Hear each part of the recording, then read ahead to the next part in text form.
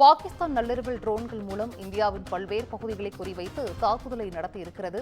பாகிஸ்தானின் ட்ரோன் பாகங்களும் கண்டெடுக்கப்பட்டிருக்கிறது. இதுகுறித்த முழு விவரங்களையும் செய்தியாளர் சிவகுமார் வழங்கிட கேட்கலாம். சிவகுமார், வணக்கம். பாகிஸ்தானின் ட்ரோன் பாகங்களை இந்திய ராணுவம் கண்டுபிடித்திருக்கிறது. இது குறித்தான முழு விவரங்கள் சிவகுமார். அதாவது மூன்றாவது நாளாக இந்தியா மற்றும் பாகிஸ்தான் இடையே நடந்து வரக்கூடிய இந்த தாக்குதல்ல பாகிஸ்தானோட ட்ரோன்களை நடுவழியில தான், அதாவது நடுவான்ல அழிச்சிட்டு இருக்குது இந்தியா. அதே மாதிரி காஷ்மீர் உள்ளிட்ட 4 மாநிலங்கள் தற்போது இருள மூழ்கி இருக்குதுங்க. அதாவது பாகிஸ்தான் அத்துமீறி தாக்குதல் நடத்திய ஒரு எல்லை பகுதியில அத்துமீறி தாக்குதல் நடத்திய நிலையில அந்த நாடு ஏவிய ட்ரோன்களை இந்திய ராணுவம் நடுவான்ல மறித்து அழிச்சிட்டு வருது. இதை தொடர்ந்து பாதுகாப்பு நடவடிக்கையாக காஷ்மீர் உள்ளிட்ட 4 மாநிலங்கள்ல தற்போது மின்சாரம் துண்டிக்கப்பட்டிருக்குதுங்க. பாகிஸ்தான் ராணுவம் அத்துமீறி இந்திய குடியிருப்பு பகுதிகளில் தாக்குதல் நடத்திய நிலையில இந்தியாவின் 15 நகரங்களை குறிவைத்து நடத்தப்பட்ட இந்த தாக்குதல்ல காஷ்மீரில் உள்ள பொதுமக்கள் ஒரு 16 பேர் அப்பாவி பலியா இருக்கிறாங்க. பாகிஸ்தான் மூலமா நடத்தப்பட்ட இந்த அத்துமீறலுக்கு பதிலடி கொடுப்பதற்கு தொடர்பாக மத்திய அரசு இன்னைக்கு முக்கியமான ஒரு ஆலோசனை நடத்தது. இதனை தொடர்ச்சியாக இந்திய ராணுவம் பதிலடி தாக்குதலை துவங்கியதுங்க. இந்தியாவை நோக்கி வந்த ஏவுகணை மற்றும் ட்ரோன்களை இந்திய வான் பாதுகாப்பு அமைப்பு தகர்த்துட்டு இருக்குது. 36 நகரங்கள் மீது நடத்தப்பட்ட இந்த தாக்குதல் இந்தியாவுக்கு பதிலடி காரணமா பாகிஸ்தான் கலக்கம் அடைஞ்சிருக்குது. பகல் முழுவதுமே பகல் முழுவதுமே அமைதியா இருக்கக்கூடிய நிலையில இரவு பொழுதுகள்ல இது தாக்குதல் ஈடுபடுது.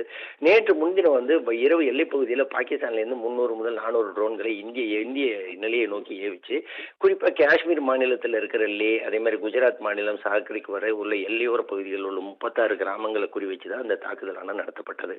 இதை நம்ம ராணுவம் நடுவழியில மறித்து ஏவுகணை மூலம் அழிச்ச நிலையில பாகிஸ்தான்ல இஸ்லாமாபாத், ராவல்பிண்டி, லாகூர் உள்ளிட்ட முக்கிய நகரங்கள்ல ஏவுகணை மற்றும் ட்ரோன்கள் மூலம் இந்திய ராணுவம் பதிலடி கொடுத்துட்டு இருக்குது. இதனிடையே நேற்று இரவு 7 மணி அளவுல காஷ்மீர் பகுதியில மீண்டும் தாக்குதலில் ஈடுபட்ட இந்த சூழ்நிலையில ஒரு மிகப்பெரிய ஒரு பதற்றமானது உருவாச்சு. அதை தொடர்ந்து பாத்தீங்கன்னா இந்தியாவோட எல்லைக்குள்ள வரக்கூடிய அதாவது இந்தியாவோட எல்லையை நோக்கி ஏவப்பட்ட அனைத்து ஏவுகணைகளையுமே இந்திய ராணுவம் பாகிஸ்தானால ஏவப்பட்ட ராணுவத்தை மறிச்சு அதை இது பண்ணுச்சு. அதே மாதிரி பாத்தீங்கன்னா இந்தியாவோட மாநிலத்தில் உள்ள குப்வாரா, புஞ்ச், உரி, நவ்காம்பாதி பகுதியில் பாகிஸ்தான் ராணுவம் சிறிய ரக பீரங்கிகளை கொண்டு தாக்குதல் நடத்திச்சு.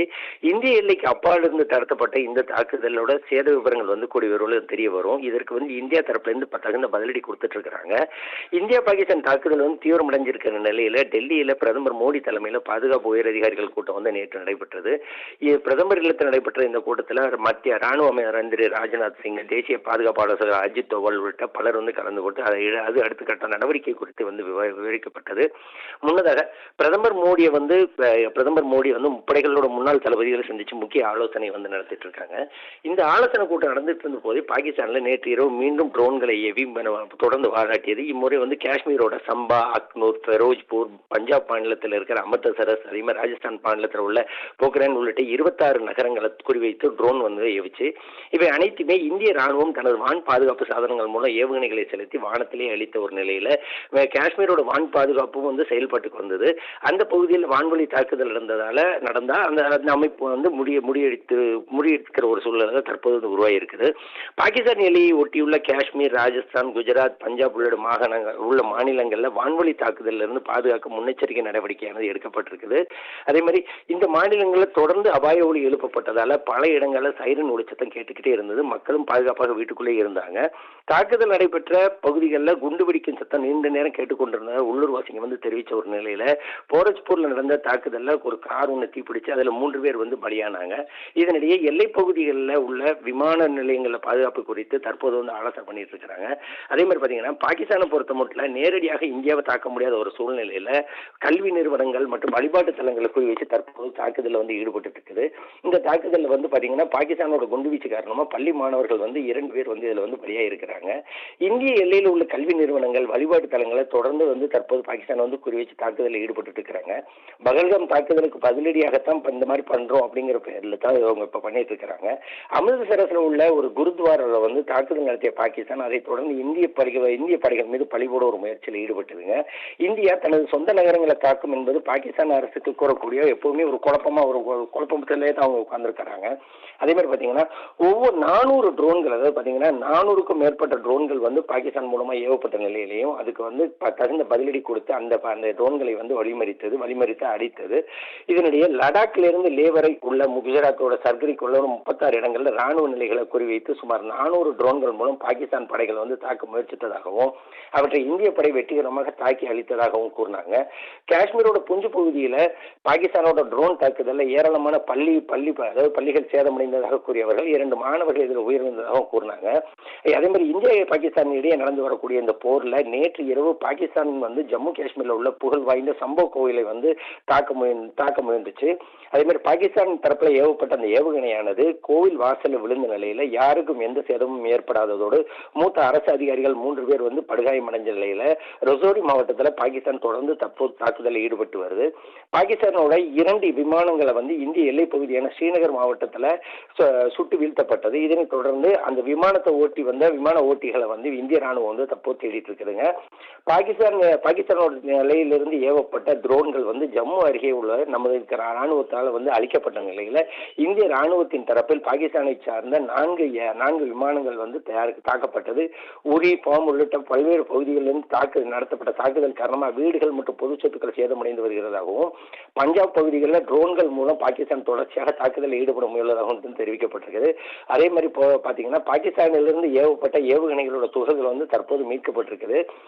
ஜம்மு காஷ்மீர் பகுதியில வந்து பாகிஸ்தானால ஏவப்பட்ட அந்த ஏவுகணைகளால பொதுமக்கள் வந்து காயப்பட்டிருக்கிறாங்க. அதாவது இன்று காலை 5:15 மணி அளவுல அந்த துகள்கள், அதாவது ஏவுகணை ட்ரோன்கள் மூலம் தாக்கப்பட்ட இந்த சூழ்நிலையில யாருக்கும் எந்த விதமான ஒரு காயமும் ஏற்படல. அதே மாதிரி பாத்தீங்கன்னா காஷ்மீரோட முதல்வர் உமர் அப்துல்லா என்ன சொல்லி இருக்கிறாருன்னா, உலக நாடுகள் இது குறித்து உடனடியாக என்னன்னு பார்க்கணும். அதே மாதிரி பாத்தீங்கன்னா IMFல இருந்து கொடுக்கப்பட்ட இந்த 8,000 கோடி 80,000 கோடியை வந்து உடனடியாக நிறுத்தணும் அப்படிங்கிற மாதிரி அவர் வந்து ஒரு இது கொடுத்திருக்கிறாரு. அதாவது பொதுமக்களுக்கு வந்து எந்த விதமான சேதமும் ஏற்படக்கூடாது அப்படிங்கிற ஒரு கணக்கில் எடுத்து என்ன சொல்லியிருக்காங்கன்னா, எல்லாருமே பாதுகாப்பாக இருக்கணும். அதே மாதிரி பாத்தீங்கன்னா யாருமே வந்து சைரன் ஒலி கேட்டா கொஞ்சம் இதா இருக்கணும் அப்படிங்கிற மாதிரி சொல்லியிருக்கிறாங்க. தொடர்ச்சியாக இன்று 4வது நாளாக தாக்குதலில் ஈடுபட்டு வர நிலையில இந்திய எல்லைக்குள்ள ஊடுருவ முயன்ற 7 பயங்கரவாதிகள் வந்து சுட்டுக் கொல்லப்பட்டிருக்கிறாங்க. அதாவது பஹல்காம்ல வந்து தொடர்ச்சியாக நடத்தப்பட்ட தாக்குதலை தொடர்ந்து இந்த விவகாரம் நடந்துட்டு வந்துட்டு இருந்தாலும் 7 பயங்கரவாதிகள், அதாவது இந்தியா பாகிஸ்தான் சர்வதேச எல்லை பகுதியான பாகிஸ்தான் தண்டர்சாவடி பகுதியிலிருந்து இந்தியாவுக்குள்ள ஊடுருவ முயன்ற பயங்கரவாதிகள் வந்து ஒரு 7 பேரை வந்து எல்லை பாதுகாப்பு படையினர் வந்து சுட்டுக் கொண்டிருக்கிறாங்க. அதே மாதிரி பாத்தீங்கன்னா பாகிஸ்தானோட அதாவது பாகிஸ்தான் வந்து இன்று எப்படியும் தாக்குதலை தொடரும் அப்படிங்கிற நிலையில இன்று மதியம் வரை வந்து அது வந்து வான் எல்லையை வந்து பாகிஸ்தான் வந்து மூடி இருக்குது.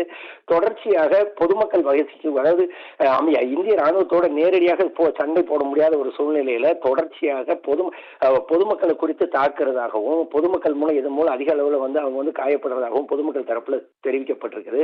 அதே மாதிரி பூஞ்ச், ஜம்மு காஷ்மீர் உள்ளிட்ட பல்வேறு பகுதிகளில் இன்று காலையில வந்து பாகிஸ்தான் தரப்புல ஏவப்பட்ட ஏவுகணைகள் வந்து கடும் சத்தத்தோட வெடித்து சிதறியது. அதே மாதிரி பாத்தீங்கன்னா குப்வாரா மாவட்டத்தில் இருக்கிற வீடுகளை குறிவைத்து குடியிருப்பு பகுதிகளை குறிவைத்து தாக்கப்பட்ட அந்த ட்ரோன் தாக்குதல் மூலம் வந்து ஏவுகணை தாக்குதல் மூலமா வந்து அந்த பகுதிகள் வந்து சேதமடைஞ்சது.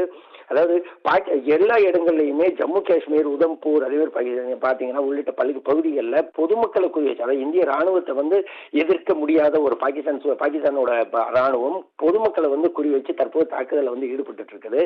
உடனடியாக இதுக்கு தக்க பதிலடி கொடுத்து அதன் அடிப்படையில் இந்த விவகாரங்களுக்கு உடனடியாக இந்திய அரசு வந்து ஒரு முற்றுப்புள்ளிக்கு கொண்டு வரணும் அப்படிங்கறத இங்குள்ள பலரோட கோரிக்கையா இருக்குது. சிந்துஜா,